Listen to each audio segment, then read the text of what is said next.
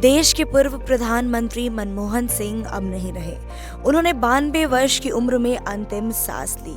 उन्होंने सिर्फ पीएम ही नहीं, प्रमुख अर्थशास्त्री मनमोहन सिंह ने देश के वित्त मंत्री के रूप में भी अपनी सेवाएं दी हैं। अपने इस कार्यकाल के दौरान उन्होंने 3 ऐसे काम किए जो हमेशा उनके नाम रहेंगे।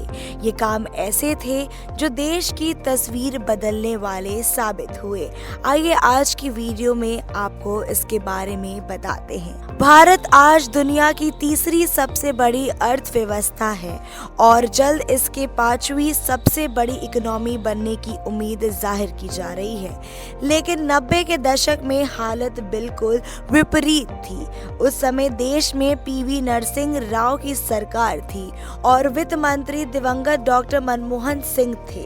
ग्लोबल मार्केट में भारत निचले स्तर पर पहुंच चुकी थी। इंडियन करेंसी का कुछ खास महत्व नहीं था।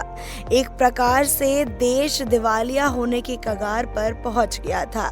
लेकिन वित्त मंत्री ने देश के मिजाज को समझा और कुछ ऐसे फैसले किए जिससे भारत की वो तस्वीर बदल गई।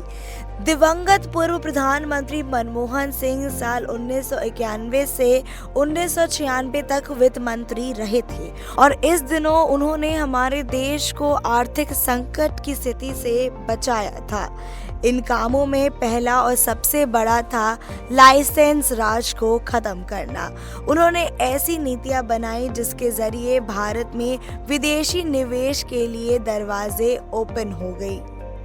पूर्व प्रधानमंत्री मनमोहन सिंह के बड़े फैसले में अगला और अहम अमेरिका के साथ भारत की न्यूक्लियर डील थी। जी हाँ, वो उनका दूसरा सबसे अच्छा कदम था। मनमोहन सिंह के कार्यकाल के दौरान ही आधार कार्ड अस्तित्व में आया और ये दिवंगत पूर्व पीएम की सबसे बड़ी उपलब्धियों में एक बना।